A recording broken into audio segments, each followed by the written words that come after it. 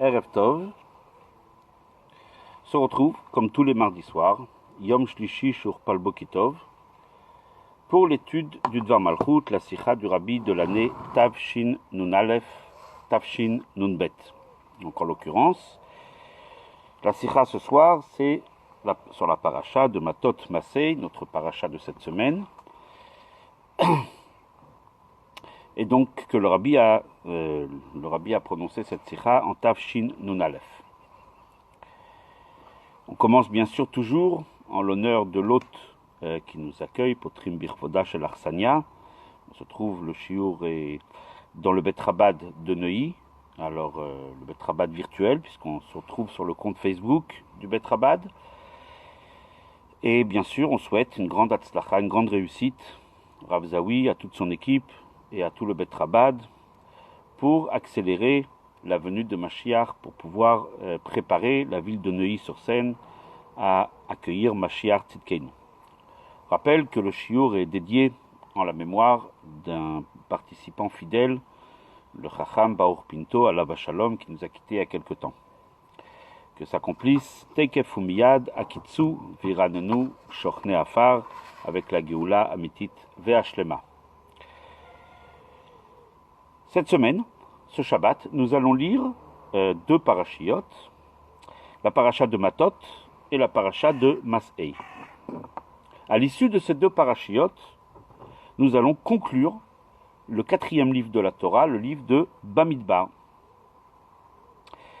Lorsque l'on conclut un livre dans la Torah, toute l'assemblée va crier avec force, avec conviction, Chazak, Chazak, Venit Chazek. Force, force, que nous puissions nous renforcer. C'est en effet la coutume lorsqu'on termine un des livres de la Torah, un des 5 livres de la Torah. La conclusion de ce 4e livre a quelque chose de particulier, puisqu'en fait, toute la Torah ne contient pas véritablement 5 livres, mais 4. Le 5e livre étant le livre de Dvarim, également appelé Mishneh Torah, c'est-à-dire la répétition de la Torah, car c'est un livre que Moshe a rajouté lorsqu'il a, avant de quitter ce monde, fait un rappel, une révision de toute la Torah. Et donc en fait la Torah elle-même telle qu'elle a été donnée par Akadosh Baruch Hu est retranscrite dans les 4 premiers livres, Bereshit, Shemot, Vaikra, Bamidbar. Donc en fait nous terminons ce Shabbat, on peut dire d'une certaine façon, toute la Torah. Alors tout de suite vient à l'esprit une question. On est dans les 3 semaines, tout le monde sait la période que nous vivons, la période des 3 semaines, qui représente, en tout cas jusque-là, était, on va dire, consacrée à la célébration du deuil. Enfin, c'est pas vraiment dans la Torah, il n'y a pas de commémoration, mais voilà, c'est la période de deuil sur la destruction des 2 Beth Amikdash et d'autres drames encore que nous avons connus dans l'histoire, et principalement la destruction des 2 Beth Amikdash.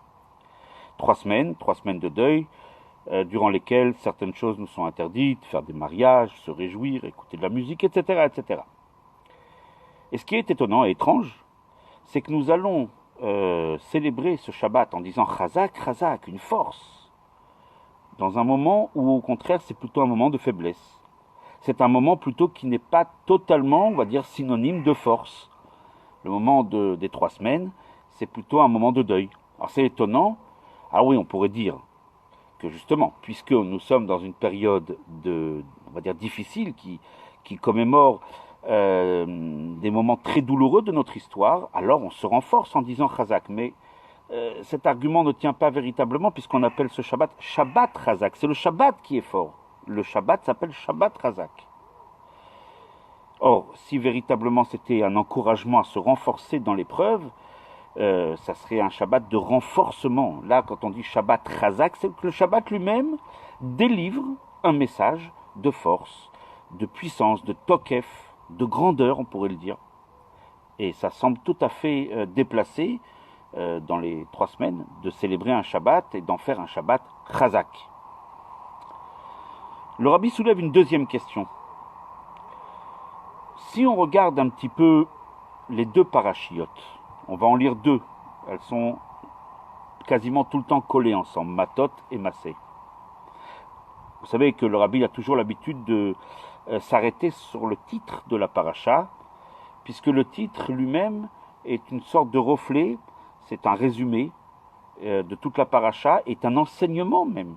Le mot lui-même, le titre, le nom de la paracha est tout un enseignement, tout un programme. Matot, qui veut dire les tribus, veut dire aussi les bâtons. Bâton, c'est plutôt ce symbole de force. Le bâton, c'est quelque chose de rigide, de fort. Mas'ei veut dire les voyages. Elle est Mas'ei Bnei Israël. Voici les voyages. La Torah commence à nous raconter, elle nous fait un petit retour en arrière, depuis la sortie d'Égypte, toutes les étapes que le Bnei Israël ont traversées dans le désert. Mas'ei fait plutôt donc référence au sujet de voyage. Le voyage est plutôt, on va dire, non pas synonyme d'instabilité, de faiblesse, mais on n'est pas chez soi. Le voyage plutôt indique ici une notion de non-stabilité, une notion où on doit aller d'un endroit à un autre. Il y a beaucoup de choses dans la halakha, par exemple, qu'on évitera de faire, quand on est en voyage, puisqu'on n'est pas dans une situation de stabilité parfaite. Le voyage représente cette notion de faiblesse. On est un peu plus fragile, on est plus fébrile dans un voyage. Matot représente plutôt le bâton, la force. Donc on a une paracha qui représente la force, Matot, et on a une paracha qui représente Mas'ei, qui veut dire les étapes, les voyages. Les voyages, peut-être une notion de faiblesse un petit peu, une connotation de faiblesse. Et ce qui est intriguant, nous dit le rabbi, c'est que le chazak, venit chazek, va se dire à l'issue de la paracha de Mas'ei.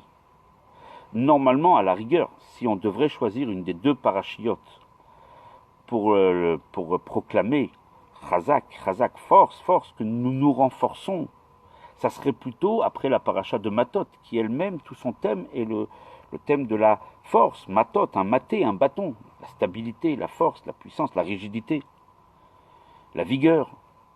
Par contre, Mas'ei, qui représente les voyages, qui représente cette notion d'instabilité, ne peut pas être associé avec cette idée de chazak, venit chazak. Donc deux questions globales que nous pose le rabbi. La première, donc on résume, pourquoi un Shabbat comme le nôtre s'appelle Shabbat chazak, alors que nous trouvons dans une période qui est loin d'être chazak, les 3 semaines, où nous célébrons plutôt la chute des 2 temples. Deuxième question, si déjà faire le chazak, venit chazak, ça serait plus approprié de le proclamer à l'issue de la paracha de Matot, qui est toute cette notion de solidité, plutôt qu'après la paracha de Massé qui représente les voyages, qui représente cette notion plutôt d'instabilité, des pérégrinations des Bnei Israël dans le désert. Pour comprendre tout ceci, le rabbi nous invite à une réflexion profonde. La force est associée avec le chiffre 3. Tout le monde sait ce que nous enseignent nos maîtres dans le Talmud, c'est basé sur la Torah, que Shlosha avait Chazaka. Lorsqu'il y a un événement qui se reproduit 3 fois, il devient fixe. Il a le statut d'un événement qui est plutôt, on va dire, un événement fixe et non pas occasionnel. 1 fois, c'est occasionnel. 2 fois. Lorsqu'il y a eu 3 fois le même événement, il y a quelque part quelque chose ici de fixe, une notion de force. 3 fois, c'est ce qu'on appelle la chazaka. C'est d'ailleurs pour ça que l'on va proclamer 3 fois le mot chazak. Chazak, venit chazek. Force, et nous nous renforcerons. Car effectivement, le chiffre 3 représente la force. Pourquoi ? Quelle est cette idée ? Pourquoi 3 représente la force ? Pourquoi la Torah a-t-elle choisi ce chiffre ? Peut-être qu'il aurait fallu être peut-être un peu plus prudent et attendre qu'un événement se produise 5 fois pour fixer que 5 fois est une chazaka. Peut-être le chiffre 5 va plaire à certains d'entre nous. Suivez mon regard. Peut-être que le chiffre 10, la Gdusha, est synonyme du chiffre 10. Pourquoi 3 ? Pourquoi à partir de 3 fois, on peut dire qu'un événement est fixé dans le marbre, si on peut dire de cette façon, et il a cette notion de fixe, d'établi, de stable. Pourquoi 3 ? Quelle est l'idée qui se cache derrière 3 ?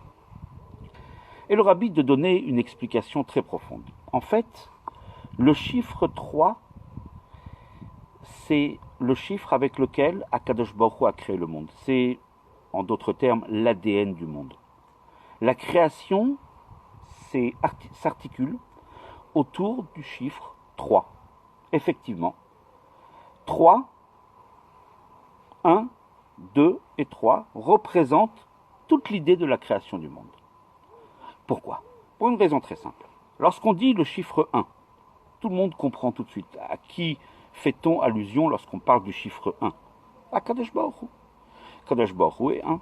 Cette notion de l'unicité d'Hachem, on a recommencé l'étude du Maïmonide cette semaine. Et effectivement, le Maïmonide, au début, Ilchot Yesodei HaTorah, nous parle beaucoup de cette idée de l'unicité d'Akadosh Baruch Hu. Lorsqu'on parle du chiffre 1, tout de suite, un juif, c'est Shema Israël, Hachem Elokeinu, Hachem, Dieu, Echad, il est un. Un, c'est Akadosh Baruch Hu. Autrement dit, le Maïmonide l'explique d'une façon très détaillée, la Chassidoute aussi. Bien qu'on voit, il peut y avoir d'autres existants autour de nous, mais le véritable existant, c'est Akadosh Baruch Hu. Le véritable existant étant Akadosh Baruch Hu, il n'y a que le chiffre 1. Oui, mais ceci était valable avant la création du monde. Avant la création du monde, alors Akadosh Baruch Hu était, comme disent nos maîtres, Yachid Be'olamo. Il était unique, seul dans le monde. Le problème, c'est que le monde a été créé, le monde dans sa grande diversité. Et le monde fait de l'ombre, c'est le moins que l'on puisse dire, à Akadosh Baruch Hu. Ou en tout cas, il semble lui faire de l'ombre. Effectivement, lorsqu'on sort dans le monde, on ne voit pas véritablement, on ne ressent pas la présence divine. On ne ressent pas Akadosh Baruch Hu. Lorsqu'on regarde dans le monde, on ne voit pas Akadosh Baruch Hu. À tel point que le monde peut nier la présence divine. On peut le voir dans notre vie de tous les jours. Lorsqu'on va qu'à nos occupations matérielles, il faut bien vivre, il faut bien manger, boire, dormir, manger, prendre un peu de vacances, etc. Lorsqu'on est dans le monde, on oublie facilement Akadosh Baruch Hu. Oui, il est au fond de notre cœur, ça c'est évident toujours.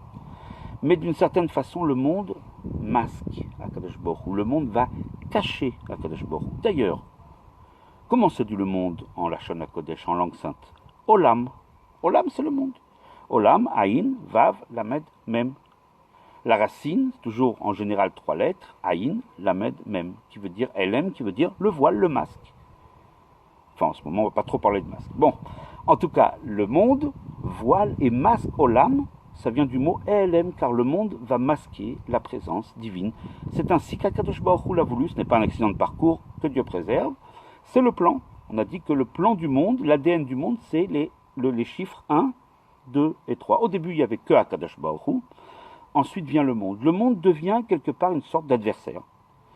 Comme le Rabbi le dit, un menaged, un opposant à Akadosh Baruch Hu. Des fois, on a du mal à concilier les deux, à joindre les deux bouts, à être en même temps fidèle à la Torah et aux mitzvot, et en même temps être un homme du monde. C'est très difficile.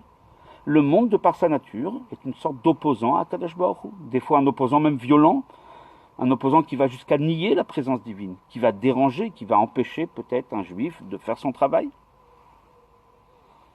Et ce n'est pas un accident. C'est dans le projet divin, c'est le projet de la création. Va venir ici l'étape numéro 3. L'étape numéro 3 consiste à reprendre les 2 premiers éléments, c'est-à-dire Akadosh Baruch Hu et le monde, et de les associer ensemble, de créer une association du 1 et du 2. C'est-à-dire de faire en sorte que pas seulement le monde ne sera plus un adversaire, mais au contraire un allié. C'est, si on peut dire, l'enseignement principal de la Chassidoute. C'est-à-dire de faire de ce monde un allié. Le monde va m'aider à m'élever vers Akadosh Baruch Hu. Au contraire, il ne va pas masquer, voiler la présence divine, il va favoriser ma connexion avec Hachem. Ou bien, comme disent nos maîtres dans le Midrash, cette phrase qui est tellement reprise dans la Chassidoute, la Sotlo Yidbarer dira betartonim, faire pour Akadosh Baruch Hu de ce monde une résidence. Faire une résidence, de faire ce monde qui est un opposant, normalement, logiquement, de par nature, il est opposant à Akadosh Baruch Hu, ben on va en faire un allié. On va faire de ce monde une résidence, on va en faire de ce monde une dira, un palais même, pour accueillir la présence divine. Et c'est extraordinaire. C'est extraordinaire de prendre cet opposant et ne pas le détruire, le monde va rester monde. Ou bien dans la terminologie de la Chassidut, il va rester tarton, inférieur. Inférieur dans le sens loin de la Gdusha. Il a une entité, il a une existence propre, mais il va rester ce qu'il est. Mais il va devenir une résidence pour Akadosh Baruch Hu. Ça, c'est toute l'idée du chiffre 3. Le chiffre 3 est justement cette idée où le monde en restant monde devient dira lo idbarer betartonim. Extraordinaire. C'est ce qu'on appelle le shalom. Shalom ne veut pas dire véritablement la paix, veut dire la shlemut, l'harmonie. Donc l'harmonie, c'est la paix. La paix ne peut s'obtenir que lorsqu'il y a une harmonie entre l'opposant et entre les deux adversaires. C'est toute l'idée du chiffre 3.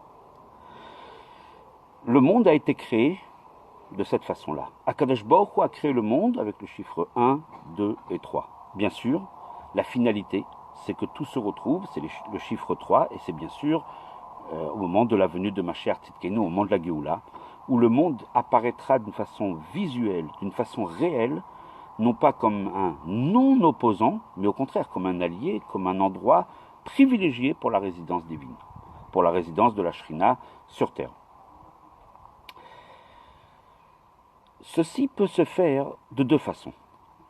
L'étape numéro 3, c'est-à-dire harmoniser, accommoder, accorder Akadosh Baruch Hu avec le monde, peut se faire de deux façons. Lorsque dans ma vie de tous les jours, je suis en prise avec le monde, je suis confronté au monde, pour faire de ce monde justement un allié extraordinaire pour le service d'Hachem, il peut y avoir deux façons.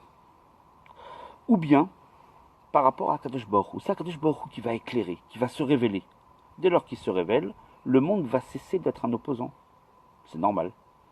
C'est toute l'idée du miracle. Lorsqu'il arrive un miracle, lorsque la présence divine se révèle, forcément le monde ne peut plus s'opposer à Akadosh Baruch Hu. Au contraire, le monde dit moi aussi, je vais me joindre à la célébration d'Akadosh Baruch Hu.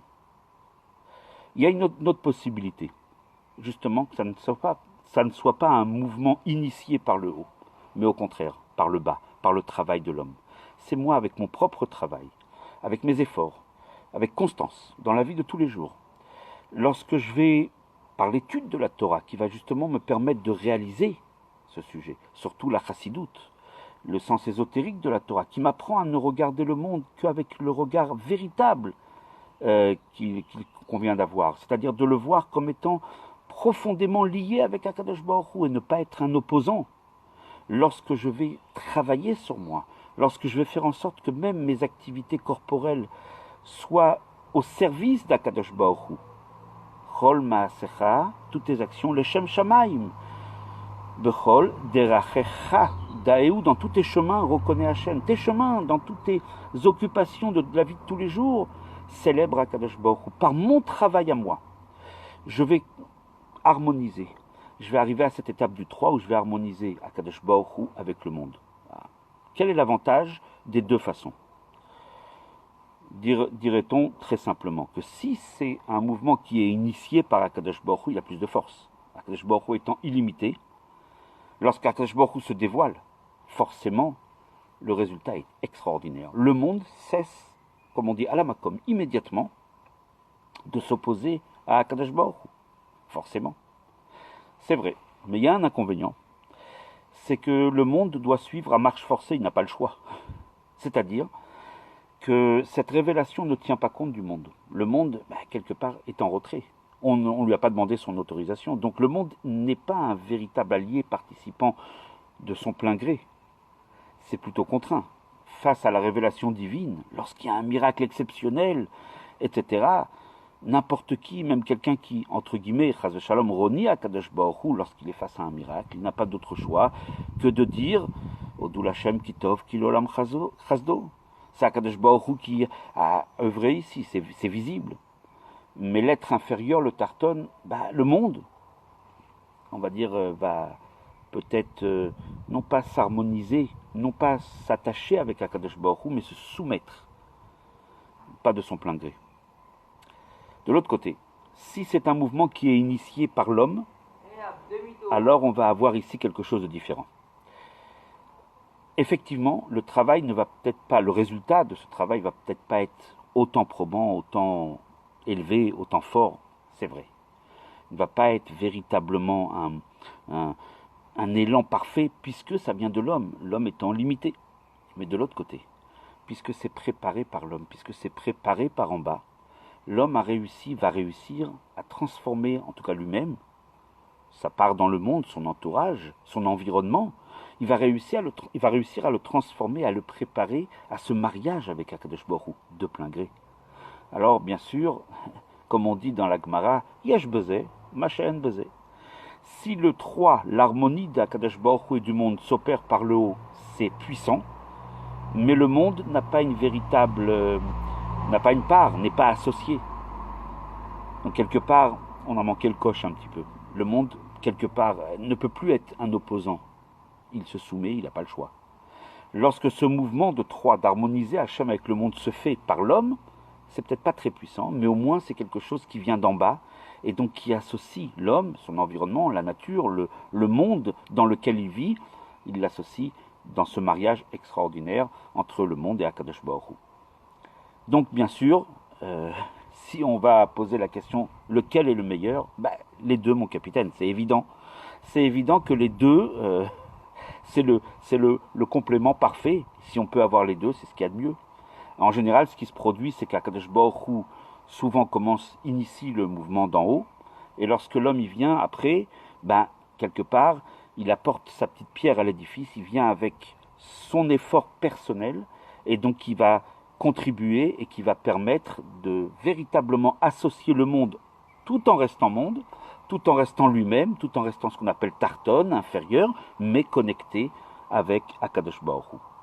Alors voilà un petit peu l'idée d'avoir un petit peu les deux ensemble. La shlemut, la perfection, c'est quand les deux viennent ensemble. Ces deux notions du chiffre 3, de l'harmonie entre Akadosh Baruch Hu, le maître du monde, et son monde, on peut les retrouver justement dans les deux parachiotes de Matot et de Massé. Arrêtons-nous sur les premiers mots des deux parachiotes. Matot, qu'est-ce qu'il dit Moshe Rabbeinu? Qu'est-ce qui est écrit dans la Torah? Vaidaber Moshe el Raché à Matot, Zeo Adavar Asher Tziva Hashem. Voilà ce qu'a ordonné Akadosh Baruch Hu. Ici, le doigt est pointé sur le haut. Cette paracha est plutôt, on va dire, l'idée du 3, c'est-à-dire de l'harmonie entre le monde et Hachem, mais inspirée et initiée par Akadosh Baruch Hu. Alors que Mas'ei, c'est pile le contraire. Elle est Masa'ei Bnei Israël. Ici, l'accent est mis sur les Bnei Israël, sur l'être d'en bas.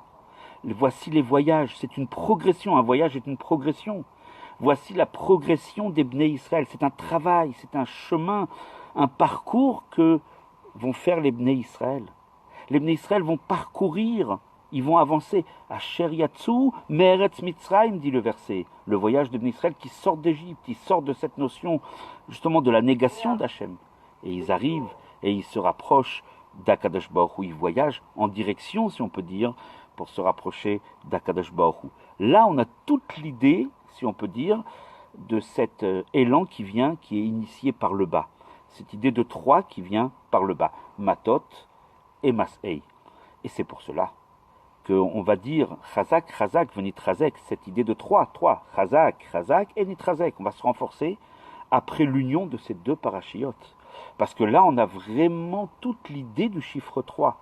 Le chiffre 3 qui est justement Dieu et le monde qui s'associent pour former l'étape suivante, c'est-à-dire l'étape numéro 3, telle qu'elle est initiée d'abord par Akadosh Baruch Hu, mais ensuite, et c'est ça le principal, ensuite, et c'est le principal, on l'a développé tout à l'heure, c'est que ça vienne de l'homme. Et c'est pour ça que c'est à l'issue de la paracha de Mas'ei qu'on nous dirons Chazak, Chazak, Venitrazek. Parce que tant que ça vient d'Akadosh Baruch Hu, tant que c'est Asher Tziva Hashem, comme c'est écrit au début de la paracha de Matot, alors quelque chose ici n'est pas totalement parfait. Il manque quelque chose.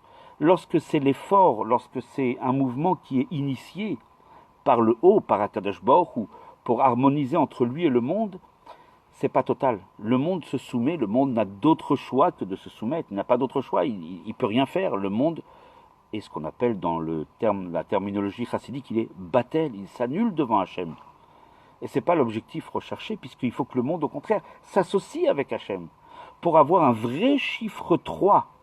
Autrement dit, cette notion où le monde va s'associer, va devenir un allié, une demeure pour Hachem dans ce monde, ceci est uniquement quand c'est un travail qui est opéré par le Tarton, par l'être inférieur, par le juif qui vit en bas, avec son corps, dans un monde. Elle est Masa'e Bnei Israël. Voici le voyage de Bnei Israël à Shayatsu, Meretz Mitzrayim, qui sortent de la terre d'Égypte. Ce cheminement, ce parcours, cette progression toujours de l'avant, ce travail qui vient des Juifs. Lorsqu'on arrive à véritablement à ce résultat, à ce travail, alors le résultat, il est qu'on a un véritable chiffre 3.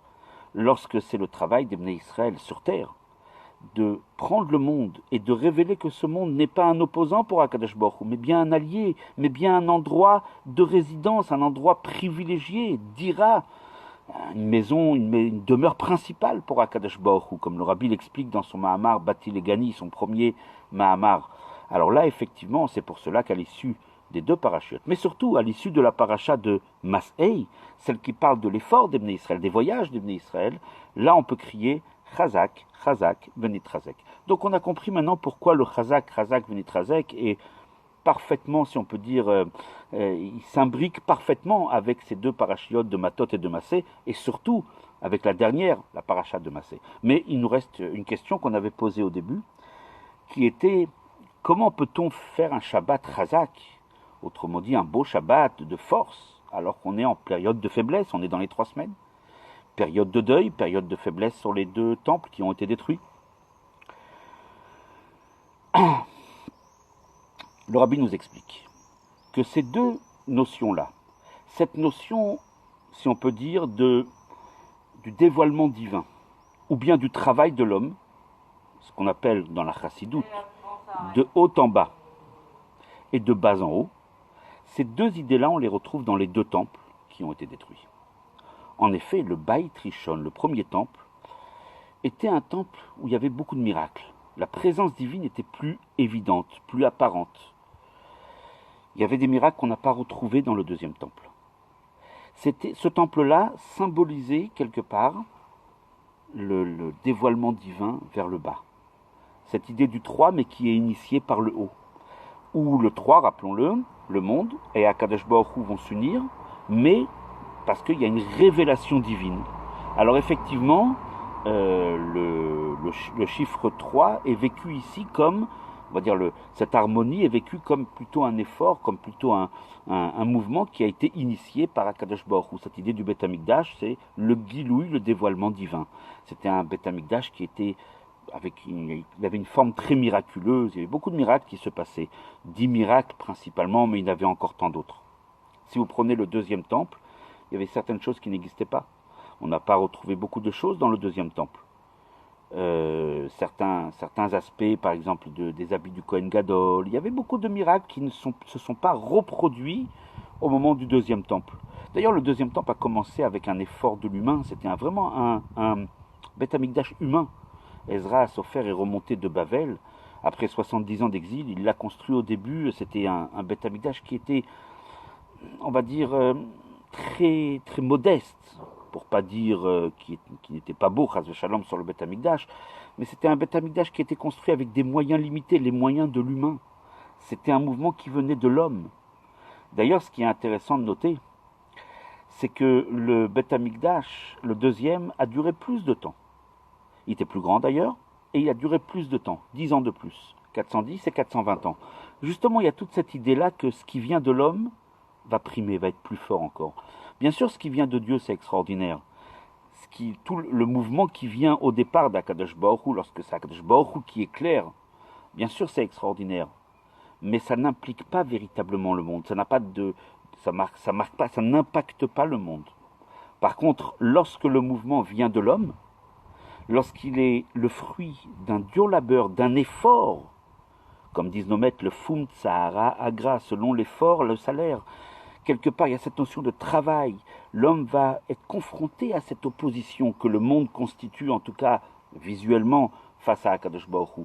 Et l'homme va s'efforcer, au contraire, non pas de sombrer on va dire, dans la déprime, Non, au contraire, il va dire ce monde-là va être un associé avec la Torah et les mitzvot. Au contraire, c'est dans ce monde que je vais accomplir ma destinée et le but de la création. Alors effectivement, c'est beaucoup plus grand. C'est pour ça que le deuxième Beth Amikdash, quelque part, avait quelque chose de plus, même si en apparence, bien sûr, il avait l'air plus humble, plus modeste, mais d'une certaine façon, il était beaucoup plus fort. Bien sûr, le but, c'est d'avoir les deux en même temps. C'est la raison pour laquelle les deux ont été détruits. Le Rabbi nous révèle que, bien sûr, si on s'arrête sur ce que nous avons vécu lors des deux destructions, c'est des événements tragiques, bouleversants, traumatisants, c'est évident, ça c'est clair. Mais il faut toujours, la Torah nous invite à regarder les choses avec profondeur, avec un regard profond. Ce regard profond, il est difficile pour nous d'avoir. Et c'est pour ça qu'on a des tzadikim, c'est pour ça qu'on a le Rabbi qui nous invite, qui nous, d'une certaine façon, comme les chassidim ont l'habitude de dire, qui nous passe, qui nous prête ses lunettes pour voir avec profondeur.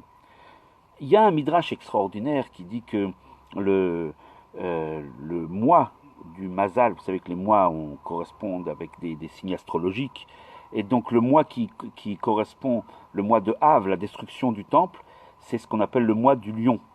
Ils disent nos maîtres, le mois du lion a vu le lion c'est Nabucodonosor, Nebuchadnezzar, celui qui a détruit le premier Beth Amikdash. Son symbole c'était le lion. Détruire le lion. Le Beth Amikdash était appelé Ariel. Ariel c'est le nom du Beth Amikdash. Beaucoup d'enfants juifs s'appellent Ariel sur le nom du Beth Amikdash, un très joli prénom. Et donc, nous dit le Midrash, le mois qui est le Mazal de Arié a vu le lion du contraire de l'Akdoucha, Nebuchadnezzar, Nabucodonosor, venir et détruire le lion de l'Akdoucha. Mais tout ceci pourquoi, dit le Midrash, Almenat Sheyavo Arié, pour que le lion vienne, le lion Akadosh Baruch Hu, et reconstruise le lion, le Beth Amikdash, le mois de Arié, le mois du lion. Extraordinaire ce Midrash, extraordinaire. Quelque part, toute la destruction, en fait, c'est pour arriver à quelque chose d'encore meilleur, à une étape encore plus grande. On a eu le 1, on a eu le deuxième Beth Amikdash, chacun à son niveau représentait une idée de l'harmonie, de l'union entre le monde et Akadosh Baruch Hu. Le premier représente cette harmonie et cette union telle qu'elle est initiée par le haut. Le deuxième Beth Amikdash représente l'union d'Hachem avec le monde telle qu'elle est travaillée, telle qu'elle est vécue par l'être d'en bas, par le juif tel qu'il vit dans ce monde. Les deux ne peuvent pas rester parce qu'ils sont imparfaits. Alors les deux ont été détruits et en fin de compte le but ultime c'est qu'un troisième sera reconstruit qui va être, si on peut dire, la shlemut, la perfection, qui va être cette harmonie parfaite des deux Beth Amikdash, qui va englober, qui va résumer à lui seul, en même temps la lumière qui vient d'en haut, d'Akadosh Baruch Hu, et qui éclaire le monde, qui irradie le monde, mais en même temps l'effort de l'homme qui s'élève vers Akadosh Baruch Hu. Les deux, et c'est pour ça qu'il sera éternel. Parce qu'il sera shalem, il sera parfait. Voilà cette notion de 3 à son apogée parfaite. Puisque dans les 3 semaines, 3 semaines d'ailleurs, puisque dans les 3 semaines, nous célébrons la chute des deux Beth Amikdash. Mais oui, mais en vérité, c'est pour le reconstruire. Pour arriver à ce troisième, nous célébrons surtout, et nous dit le Rabbi, surtout maintenant dans notre génération où nous nous sommes approchés de la Géoula. Et en particulier, depuis les années Shnat Nissim, Shnat Areinu Niflaot, les années Tafshinu, Nun Aleph, Nun Bet, 1990, 91, 92, où nous avons eu des miracles, les Juifs pouvoir quitter enfin la Russie se transformer elle-même et d'être favorable même à la pratique de Torah et Mitzvot en Russie, de laisser les Juifs revenir en Eretz Israël. On a vu la guerre du Golfe, plein, le monde a commencé à changer. Nous dit le Rabbi, c'est évident que maintenant ces 3 semaines ne doivent plus être vécues comme une période de deuil. Il en reste encore un tout petit peu, hein. Rassurons-nous, enfin non, peut-être ça va disparaître dans quelques instants.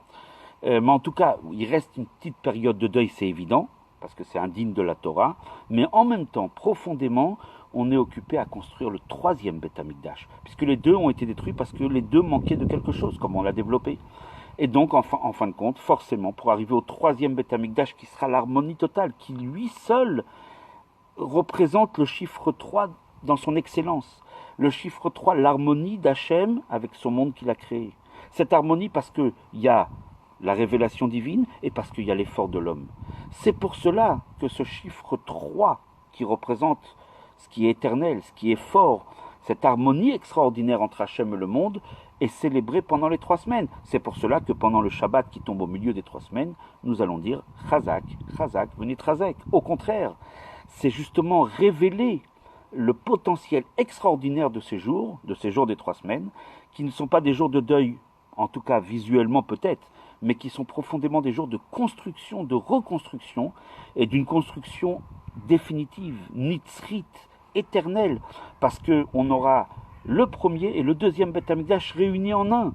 On aura en même temps l'idée de la révélation divine, en même temps on aura l'idée du travail de l'homme, qui était chacun, bien sûr, symbolisé par les 2 premiers Beth Amikdash. Donc quand on arrive à ce 3e, c'est cette notion de chazak, de force, d'éternité, et c'est véritablement cette notion du chiffre 3.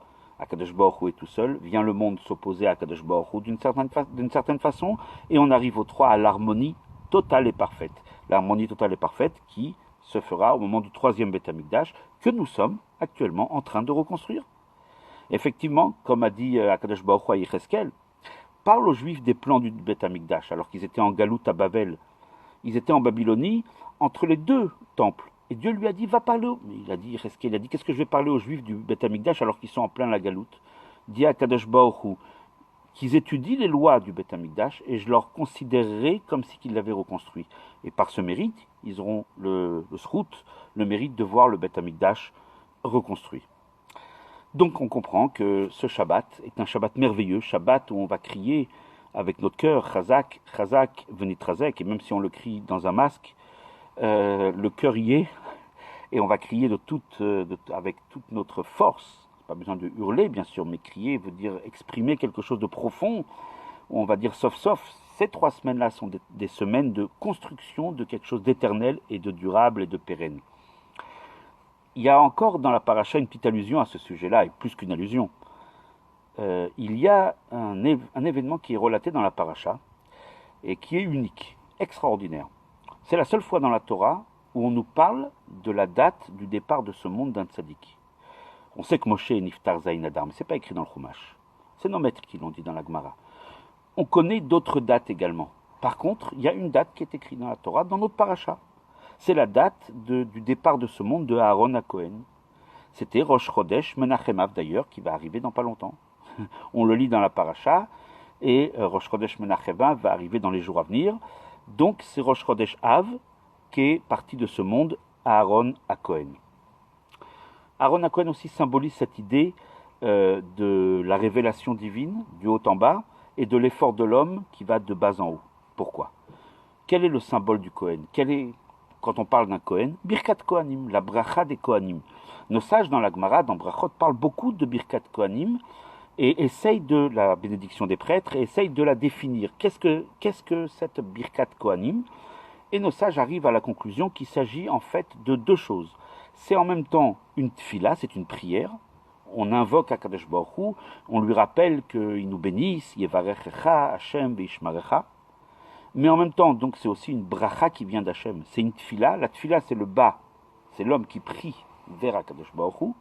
Et la bracha, c'est le don d'Akadosh Baruch Hu du haut vers le bas. On retrouve dans la Birkat Kohanim tout le thème du Kohen, Birkat Kohanim, c'est cette idée de l'harmonie entre la révélation divine et l'effort de l'homme. La bracha qui vient du haut en bas et la tfila qui part du bas en haut. C'est la raison d'ailleurs pour laquelle la Birkat Kohanim est triple. On appelle ça bracha ameshuleshet, parce qu'elle comporte 3 versets. Yevarechecha Hashem vishmerecha, Yair Hashem panav elecha vichuneka, Yisa Hashem panav elecha v'yasem lecha shalom. 3 versets, à l'issue desquels on va à chaque fois dire Amen.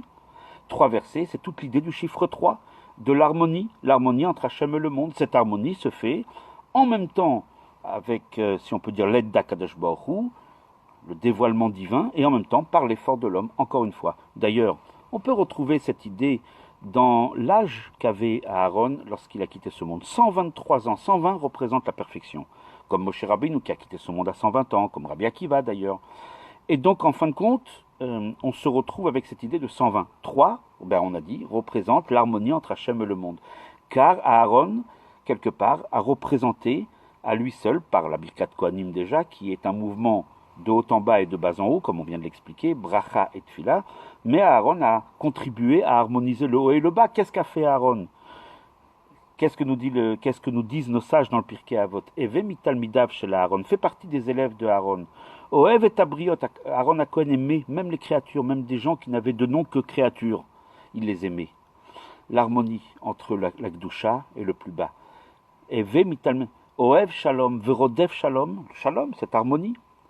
Oev et abriot, ou mekarvan la Torah, rapproche-les à la Torah. Toute cette idée de lier, de relier le plus haut de la Gdusha avec le plus bas du monde. Justement, cette idée que véhiculée à Aaron à Cohen. Cette idée du 3, cette idée de l'harmonie. Il y a Hachem, c'est 1, 2, c'est Hachem et le monde, opposition, et 3, l'harmonie entre les deux. Cette harmonie que savait tellement bien réaliser à Aaron à Cohen, à tel point que quand il est parti de ce monde, tous les Juifs ont pleuré. Tous étaient profondément attristés. Nous disent la Torah, d'une certaine façon, peut-être plus que Moshe Rabbeinu, parce que c'était lui au quotidien qui était là en train de rabibocher ceux qui s'étaient froissés, disputés, etc., etc. C'est lui qui faisait cette shlemut, cette jonction entre Akadosh Baruch Hu et le monde, en réalisant justement l'harmonie entre les Juifs. Donc, pour terminer, cette sikha, le Rabbi nous invite, justement, d'accomplir, de suivre les pas de Aaron à Cohen. Eve mitalmidav shel Aaron. De se renforcer. On est dans la période des 3 semaines, et justement, ce qui a été la cause de la destruction principalement, c'était la carence dans la Havat Israël, dans la hardout, dans l'unité du peuple juif. Alors justement, si on veut reconstruire le Beth Amikdash, on se doit de rajouter dans la Havat Israël. Le Rabbi va beaucoup plus loin dans cette sikha. Le Rabbi nous dit quelque chose d'assez intéressant, de principal même. Le Rabbi nous dit la chose suivante. Jusqu'à maintenant, il était d'usage de dire que ce qui a été la cause de la destruction était le manque de Havat Israël. Et donc si on peut dire, couper les vivres, on va couper l'oxygène à la destruction du Beth Amikdash, donc il va être reconstruit. Si on va arrêter la séparation, le piroud, le manque d'amour entre nous, donc forcément, ce qui a été la cause de la destruction va devenir la cause de la reconstruction. Donc jusqu'à maintenant, on disait toujours qu'il faut se renforcer dans le sujet d'Havat Israël pour arriver justement à la Géoula. Le Rabbi nous dit aujourd'hui, c'est terminé. Aujourd'hui, le Rabbi affirme, le moment où il a dit la sikha, c'était en 91, on est arrivé à la fin du travail de l'exil. C'est une affirmation, ce n'est pas un souhait. Le Rabbi l'a dit plusieurs fois cette année-là et l'année Tafshinun Bet. Nous sommes, à tel point que le Rabbi a même dit, comparé à la génération de ceux qui sont rentrés en Eretz Israël, nous sommes à l'Yarden Yericho. Vous savez, lorsque le Bnei Israël s'apprêtait à traverser le Yarden, le Jourdain, pour entrer dans leur première ville qu'ils avaient conquise en Eretz Israël, c'était Yericho. Eh bien, le Rabbi nous dit, nous y sommes. Et donc aujourd'hui, si on se renforcera dans la Havat Israël, ce n'est pas pour avoir la Géoula, mais pour déjà la goûter.